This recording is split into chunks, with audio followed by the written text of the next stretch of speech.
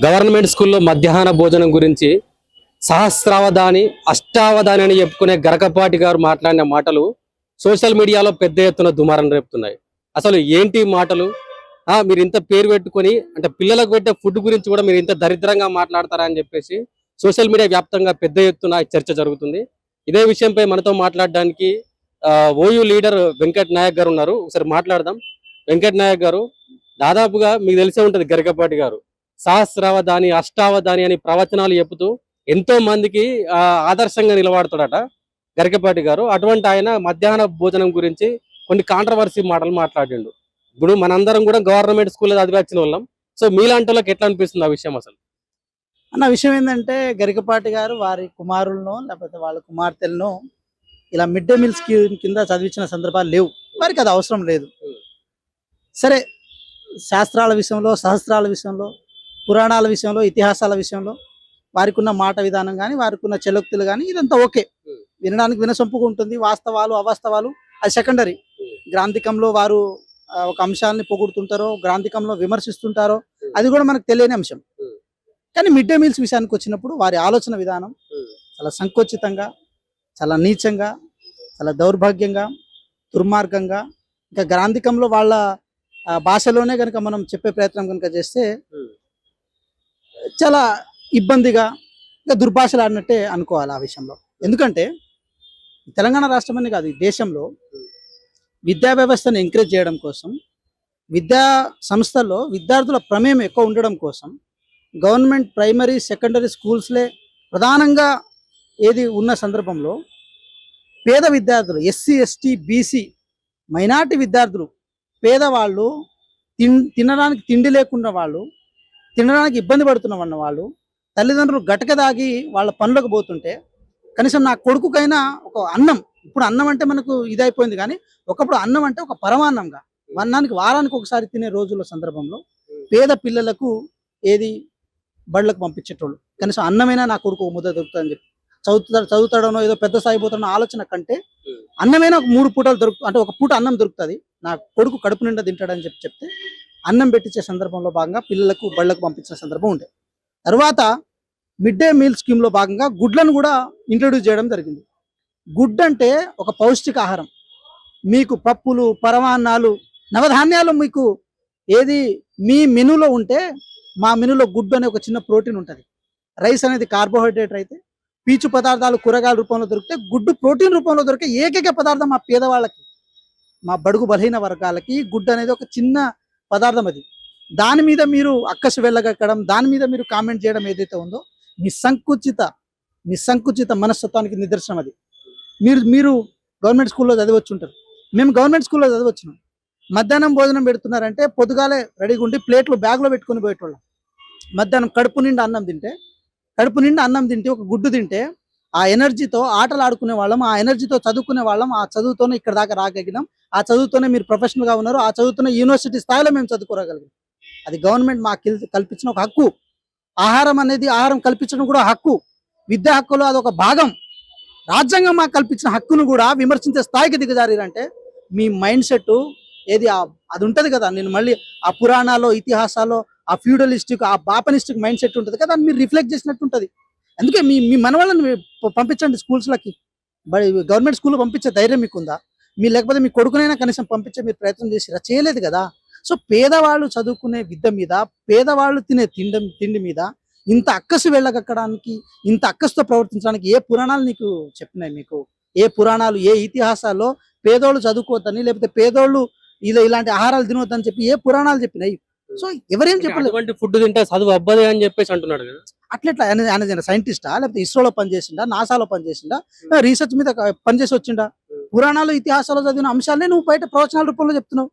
ప్రవచనాలలో చెప్పుకొని నువ్వు ఆర్థికంగా బతుకుతున్నావు తప్ప ఇక్కడ ఎవరు ఏది పుక్కటికి బతుకుతలేరు, పుక్కటికి చేస్తలేరు. అంటే నేనేమంటున్నా, ఈరోజు పెద్ద పెద్ద స్థాయిలో ఉన్న వాళ్ళు నాటు కోళ్ళు అని చెప్పి, అంకాపూర్ కోళ్ళు అని చెప్పి, మటన్ ఫెస్టివల్ అని చెప్పి ఇలాంటి బాగా చేసుకుంటున్నారు. వాళ్ళ మీద విమర్శలు చేయండి. అలాంటి వాళ్ళు చాలా మంది ఉంటారు కదా. రేపు నీ సూక్తులకి, నీ కుయక్తులకి చాలా మంది వచ్చి వినుకుంటూ పోతారు కదా. వాళ్ళందరూ ఎవరు? అచ్చమైన ఏది మన కూరగాయలు తినో లేకపోతే దుంపలు తినే వాళ్ళు కాదు కదా వాళ్ళు. సో మహర్షులు, వేద ఋషులు దుంపలు తిని బతికిరు. మరి మీరైనా బతుకుతారా దుంపలు తిని? మరి బతకలేరు కదా, ఆ కాలం పోయింది. సో పేదవాళ్ళకి ఏం కావాలి, పేదవాళ్ళు ఏం తింటారు అని చెప్పి నువ్వు డిసైడ్ చేయడం కాదు కదా. ఈ రోజు మీ పుట్లో ఉన్న గౌరవం ఈ చిన్న మాటతో ఎందుకు పోగొట్టుకున్నాం అంటే, మేము అట్లా చదువుకొని వచ్చిన వాళ్ళం. మాకు అదే గుడ్డు లేకపోతే, అదే తిండి కనుక లేకపోతే ఇక్కడ దాకా మేము వచ్చేవాళ్ళం కాదు. నీ పురాణాలు, నీ ఇతిహాసాలు మమ్మల్ని ఇక్కడ దాకా తెచ్చేవి కాదు కదా. మాకు రాజ్యాంగం తెచ్చింది, రాజ్యాంగం కల్పించిన హక్కులు తెచ్చినాయి, హక్కుదారి చదువుకొని ఇక్కడ దాకా రాగలిగినాము. నీ పుక్కుడు పురాణాలు వినుకుంటూ కనుక ఉండుంటే మేమే సన్నాసులో లేకపోతే దేశాన్ని భ్రష్టు పట్టించే వాళ్ళలాగా మేము తయారయ్యేవాళ్ళం కదా. ఇది పార్టీ మాట కాదు, ఇది నా వ్యక్తిగత అంశం. ఇది వ్యక్తిగతంగా మేము చదువుకొని వచ్చిన వాళ్ళని చాలా మంది మిడ్ డే మీల్స్ తిన్న ఒక ఏది పేద బడుగు బలహీన వర్గాల తరపున నేను మాట్లాడుతున్నా, మీ తరపున కూడా నేను మాట్లాడుతున్నా. మీరు కూడా మిడ్ డే మీల్స్ తినొచ్చారు కాబట్టి. మనకు చికెన్ దొరికేది కాదు, మనకు మటన్ దొరికేది కాదు, ఒక ప్రోటీన్ ఫుడ్ దొరికేది కాదు, పప్పులు దొరికేవి కాదండి. మనకు ప్రోటీన్ ఫుడ్ అయినా పప్పులు దొరికేది కాదు. మనకు దొరికేదల్లా ఒక జొన్న సంకటి, రాగి సంకటి, అవి మాత్రమే. సో అలాంటి పరిస్థితుల్లో ఇక్కడ దాకా రాగలిగిన తర్వాత ఈరోజు గరికపాటి గారు ఏదో అట్లా మాట్లాడి, ఇంకా వాడు చాలా మాటలు మాట్లాడారు. ఏదో అంశంలో బాత్రూమ్ గడిగేటోడు కూడా ఏది కార్ వేసుకొని వచ్చిండు, నాకు మోటార్ సైకిల్, నీకు మోటార్ సైకిల్ ఉంటే అది నీ నీ అంటే మీ అది ఏమంటారు, అది మీ స్టంట్. అది మోటార్ సైకిల్ ఉండి స్టంట్ మీ కార్లు ఏర్పాటు చేస్తారు. ఒక చిన్న ఇప్పుడు ఢిల్లీలో ఏమంటారు, ఢిల్లీలో చిన్న ప్రొఫెషనల్ సెక్టర్ పెడితే ఇక్కడ నుంచి మోటార్ సైకిల్ మీద పోరుగా మీకు విమానాల ఛార్జీలు పెడతారు, ట్రైన్ ఛార్జీలు పెడతారు, కార్లు ఎక్కడికక్కడ ఏర్పాటు చేస్తారు. అలా పేదోడికి ఏర్పాటు చేయడానికి ఉండదు కదా. మీ ఇంట్లో బాత్రూమ్ గడిగే ఆయన ఈరోజు కారు కొనుక్కోగలిగిందంటే కష్టపడి కొనుక్కోగలిగిండు. మీరు ఉత్తగైతే పైసలు ఇవ్వలేగా, బాత్రూమ్ గడిగితే ఆయన ఆత్మగౌరవాన్ని పోగొట్టుకుంటే ఈ రోజు మీరు పైసలు ఇచ్చారు కదా, ఆ పైసలతో కారు కొనుక్కుంటాడు. ఎస్, నీ వాళ్ళ తల్లిదండ్రులు తిరగకపోక కనీసం వాళ్ళ కొడుకుని తిరగాలని కోరుకుంటాడు. పేదవాడు, కింది వర్గాల వాడు ఇలా రాయల్టీగా బతకాలని కోరుకోవడం తప్పనుకుంటే ఇంతకంటే దౌర్భాగ్యం, ఇంతకంటే దుర్మార్గం ఏముంటుంది ఈ సొసైటీలో? ఒక మాట చెప్పండి, గవర్నమెంట్ స్కూల్లో చదువుకునే పిల్లల వల్ల ఇంట్లో పరిస్థితులు ఎట్లా ఉంటాయి అసలు మెయిన్ గా? ఇదే అంటున్నాను నేను. ఒక విషయం ఏంటంటే, ఫస్ట్ తల్లిదండ్రులు కూలికి పోతారు, కూలినాలు చేసుకొని బతుకుతారు వాళ్ళు. ఆ బతికే క్రమంలో విద్య మీద వాళ్ళకి అవగాహన పెద్దగా ఉండేది కాదు ఆ రోజుల్లో. ఏదైనా ప్రతిదీ ప్రొడక్టివ్ ఏజ్, ఎవరైనా సరే మనందరం గవర్నమెంట్ స్కూల్లో చదువుకొని వచ్చిన వాళ్ళం. గవర్నమెంట్ స్కూల్లో చదువుకొని పరిస్థితులు ప్రధానంగా ఇంట్లో తిండికి లేకపోవడం, ఖర్చులు లేకపోవడం. ఈరోజు ఉచిత పుస్తకాలు, అదేవిధంగా తిండి, అదేవిధంగా ఇన్ఫ్రాస్ట్రక్చర్, అదేవిధంగా కొద్దిసేపు కనుక స్కూల్లో గడిపితే ఆ విజ్ఞానం, ఆ చదువుతో ఈరోజు చాలా మంది గవర్నమెంట్ ఆఫీసర్స్ కానీ, సాఫ్ట్వేర్ ఇంజనీర్స్ కానీ ఈ సొసైటీలో చిన్న చిన్న వ్యాపారాలు చేసుకుని బతకగలుగుతున్నారు. అంటే వాళ్ళందరూ చాలా మంది ఏది గ్రామీణ ప్రాంతాల నుంచి గవర్నమెంట్ చదువు నుంచి చదువుకొని వచ్చిన వాళ్ళే. ఆ రోజు కనుక మిడ్ డే మీల్ కనుక స్కీమ్ కనుక లేకపోయి ఉంటే అసలు ఏముంది బడిలో చదువుకుంటే ఏమొస్తుందన్న భావనలో తల్లిదండ్రులు కూడా ఉండేవారేమో. అలాంటి వారిని ఈరోజు అంత పెద్ద, ఈరోజు నేను చెప్తున్నాను కదా, ఈ దేశంలో ఏ స్కీమ్స్ లో ఎన్ని లోపాలైనా, ఏం స్కీమ్స్ ఇంప్లిమెంట్ అవ్వడంలో ఎన్ని ఇది జరిగినా కూడా ఈ దేశంలో పర్ఫెక్ట్ గా ఒక స్కీమ్ ఇంప్లిమెంట్ అయిందంటే అది mid day meal scheme.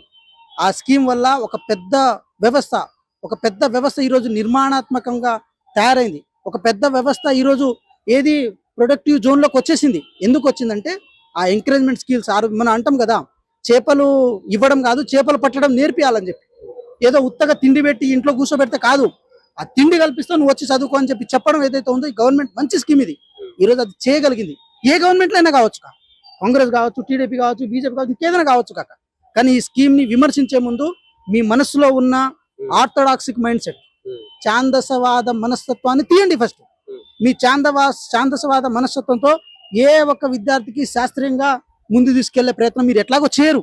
Yes, మీ ప్రవచనాలు కేవలం వినసొంపుగా వినడానికి, చెలకులను ప్రదర్శించడానికి తప్ప ఈ పేదవాళ్ళకి, బడుగు బలహీన వర్గాలకి బూవ పెట్టేవి కావు. ఆ చెలక్తులు అవి కూడా అంత గ్రాంధికంలో వినే పొజిషన్లో కూడా వీళ్ళు లేరు. మేమేమంటున్నామంటే, మీరనే కాదు, ఇంకా ఏ ప్రవక్త చేసే వాళ్ళైనా, ఏ ప్రవచనాలు చేసే వాళ్ళైనా పేద బడుగు బలహీన వర్గాల అస్తిత్వం మీద, పేద బడుగు బలహీన వర్గాల ఉనికి మీద, వాళ్ళ కడుపు మీద కొట్టే ప్రయత్నం చేసి, తీరా హిందుత్వం మీద విమర్శ చేసేటట్టు దాన్ని మార్చి, ఆ రోజు మందుల సామెల గారు మాట్లాడితే ఏం చేశారండి? మందుల సామెల గారు మాట్లాడితే దాన్ని రాంగ్ వేలో తీసుకొచ్చారు. ఇప్పుడు ఎస్సీలను మాట్లాడితేనేమో ఎస్సీ కులాన్ని మాట్లాడినట్టు, అదేవిధంగా ఎస్టీలను మాట్లాడితే ఎస్టీ కులాన్ని దూషించినట్టు, బీసీలను మాట్లాడితే బీసీ కులాన్ని దూషించినట్టు, అదే ఒక బ్రాహ్మణ్ అంశాన్ని మాట్లాడితే మాత్రం మొత్తం హిందూ సమాజాన్ని దూషించినట్టు చిత్రీకరణ చేయడం అది మీ వంతైంది.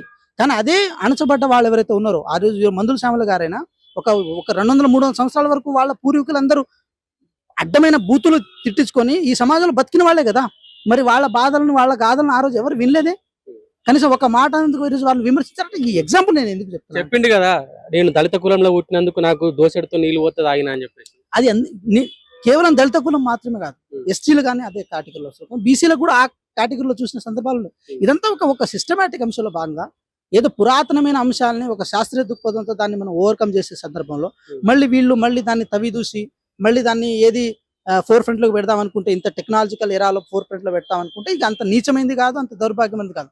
కాబట్టి చదువుకున్న మేధావులారా మీరు కూడా అర్థం చేసుకోండి. ఈ రోజు కొంతమందికి చదవడానికి తల్లిదండ్రుల ఆస్కారం ఉండొచ్చు కాక, కొంతమంది చదవడానికి వాళ్ళ తెలివితో స్కాలర్షిప్ తో ముందుకు రావచ్చు కాక, కానీ చాలా మందికి ఈ దేశంలో చదవడానికి, చదువుకొని బయటికి వెళ్ళడానికి, ఈ మంచి సమాజంలో బతకడం కోసం ఆ వివక్ష నుంచి దాటి సామాజిక వ్యవస్థ కానీ, ఆర్థిక వ్యవస్థ కానీ, ఇంకా ఏ వివక్షనైనా దాటుకొని రావడం కోసం ఎన్ని ఇబ్బందులు పడి ఉంటారనే విషయాన్ని ఒకసారి చదువుకున్న మేధావులారా మీరు అర్థం చేసుకోండి. ఈ రోజు గరికపాటి వాక్యాలను నేను కనుక ఏదైనా తప్పుగా మాట్లాడినట్టు అనిపించే క్రమంలో కూడా మీరు కింద మీకు ఇష్టం వచ్చినట్టు మీరు కామెంట్లు పెడుతుంటారు. కానీ యథార్థాన్ని మీరు అర్థం చేసుకోండి. అసలు ఏంటి ఈ దేశం యొక్క స్ట్రక్చర్ ఏంటి, ఈ దేశం యొక్క కుల స్ట్రక్చర్ ఏంటి, ఈ దేశం యొక్క సామాజిక రుగ్మతలు ఏంటి, ఆ రుగ్మతలను ప్రాళదోలడం కోసం ప్రభుత్వాలు ఎటువంటి నిర్ణయాలు తీసుకున్నాయి అనే విషయం మీద కనుక మీరు కూలంకషంగా కనుక ఆలోచిస్తే మాత్రం గరికపాటి గారి యొక్క ఆలోచన విధానం కానీ, గరికపాటి గారి మాటలు కానీ లోపాలు మాత్రమే మనకు కనపడతాయి. ఆ లోపాలను మీరు ప్రధానంగా దృష్టిలో పెట్టుకొని వారు ఏం మాట్లాడినా కూడా రేపు భవిష్యత్తు ఏంటండి శోభనం పెళ్లి కొడుకు లాగా పిల్లలు అక్కడ కూర్చుంటారు చదువు గురించి. లేదండి, ఇప్పుడు నేను అదే అంటున్నాను కదా, వ్యంగ్యంగా వెటకారంగా మీరు మాట్లాడినంత మాత్రం ఆ పరిస్థితులను మీకు అనుకూలంగా తీసుకురాలేరు. రేపు మీ మాటలతో ఎవరినైనా ఒక విద్యార్థులను చదువు చెప్పించేటట్టు మీరే ప్రయత్నం చేసుకోండి. మరి ఆ రోజు ఏ సామాజిక వర్గం వాళ్లకు చదువులను దూరం చేసిందో, ఏ సామాజిక వర్గం వాళ్లకు ఏది సమాజంలో గుర్తింపుకు దూరం చేసిందో, ఏ సామాజిక వర్గం ద్వారా వాళ్ళు ఈ రోజు వివక్ష గురిగా పడ్డారో అదే సామాజిక వర్గంతో ఈ రోజు వాళ్ళు చేస్తున్న పనిని తప్పుపడుతున్నారు కదా. ఇంకా మనం ఏ సమాజంలో ఉన్నాము, ఏ సాంకేతిక కాలంలో ఉన్నాం అనే విషయాన్ని ఒక సెల్ఫ్ గా మనం అర్థం చేసుకోవాల్సిన అవసరం ఉంది. ఈరోజు మిడ్ డే మీల్ ని కానీ, గుడ్డుని కానీ, లేకపోతే గురుకులాల్లో పెట్టే భోజనాలను కానీ ఈరోజు ఇంత నీచంగా మాట్లాడే ఏదైతే సంస్కృతి ఏదైతుందో అది ఎంతవరకు కరెక్ట్ కాదు. సరే మీ స్థావరాల్లో మీ కనుక ఏమంటారు, మీ వాళ్ళ వేద పాఠశాలలో కానీ, లేకపోతే వాళ్ళకి సంబంధించిన వాళ్ళు అంటారు కదా మఠాలు పీఠాలు, అదే విధంగా వాళ్ళు కొన్ని ఉంటాయి కదా. సో అక్కడ ఇదే పేద పిల్లలకు భోజనాలు పెట్టించి మీరే చదువు చెప్పాల్సి ఉండే. మరి ఆ రోజు మీరు చెప్పలేకపోయారు కదా. కనీసం మీ పాఠశాలలో వేద పాఠశాలలకు అడుగు పెట్టడానికి అవకాశం లేదు, మీ పాఠాలు వినడానికి అవకాశం లేదు, పాఠాలు వింటే చెవిలో సీసం పోసిన సందర్భాలు ఉండే. ఇలాంటి సందర్భాల నుంచి ఈరోజు చదువుకొని మోడర్నిరాలో మీ ప్రమేయం లేకుండా, మీ మీద ఆధారపడకుండా రాజ్యాంగాన్ని బాబాసాహెబ్ రచించిన రాజ్యాంగాన్ని బేస్ చేసుకుని ఈరోజు చదువుకుని దాకా రాగలిగినాం మేము. That's power of constitution. So కాబట్టి జాలేస్తుంది వారి మీద కొంచెం జాలేస్తుంది, వారి పట్ల కొంచెం ఆశ్చర్యం కూడా ఉంది. వారు కొంచెం అట్లా ఆలోచిస్తుంటే మాకు కూడా కొంచెం ఇబ్బందిగానే ఉండే సందర్భం ఉండే. బట్ ఏదైనా ఇలాంటి మాటలతో మీ పట్ల మీరు పలచన ప్రజల్లో వచ్చేటట్టు మీరు చేసుకోకండి. అది మీకు కరెక్ట్ కాదు. మీ ఆలోచన శక్తిని మార్చుకోండి. ఎందుకంటే వయసు పెరిగే కొద్దీ మనిషి ఆలోచన పెద్దరికం పెరగాలి కానీ చాదస్తం పెరగదు. మీ చాదస్తంలో ఈరోజు ఏ ప్రజల దగ్గర మీకు మంచి మార్కులు ఉండేనో అదే ప్రజల దగ్గర నెగిటివ్ మార్కులు మీరు తెచ్చుకున్నారు. అందుకే మీ పట్ల జాలి కలుగుతుంది. ఎందుకంటే మీరు ఇంకా అది ఇంకా ఏది 1850లోనే ఉండిపోయారు. ఇది సిపాయిల తిరుగుబాటు దగ్గరే ఉన్నారు. ఇంకా మీరు సిపాయిల తిరుగుబాటు దగ్గర నుంచి స్వతంత్రం వచ్చేసింది. అదేవిధంగా మోడర్న్ ఎరాలో ఉన్నాం. ఈ 21వ శతాబ్దంలో మీరు అడుగు పెట్టాలని, మీ ఆలోచన శక్తి ఇంకా ప్రోగ్రెసివ్గా కావాలని, మీ ఆలోచన శక్తి మోడర్న్ ఎరాకు తగ్గట్టు ఉండాలని, ఈ సాంకేతిక తగ్గట్టు ఉండాలని, మీ ప్రవచనాల్లో కూడా క్రిటికల్గా ఎనాలిసిస్ చేసే గొప్ప మేధావులు చదువుకున్న వ్యక్తి తయారు కావాలని, ఎవరైతే మిడ్ డే మీల్స్ మీద గుడ్ల మీద మీరు కామెంట్ చేస్తారో వాళ్ళే మీ ప్రవచనాల్లో లోపాలని, మీ ప్రవచనాల్లో అబద్ధాలని, మీ ప్రవచనాల్లో ఛాందసాన్ని, మీ ప్రవచనాల్లో ఉన్న ఛాదస్తాన్ని బయట పెట్టే ఒక వాహకుల్లాగా, ఒక గొప్పవాళ్ళలాగా వాళ్ళ మిడ్ డే మీల్స్ నుంచి బయటకు వచ్చిన వాళ్ళే తయారవుతారు. దాంట్లో మనం మొదటి స్థానంలో ఉంటాము. ఇంకా దాన్ని ఇట్లే కంటిన్యూ చేసుకుంటూ పోతాం.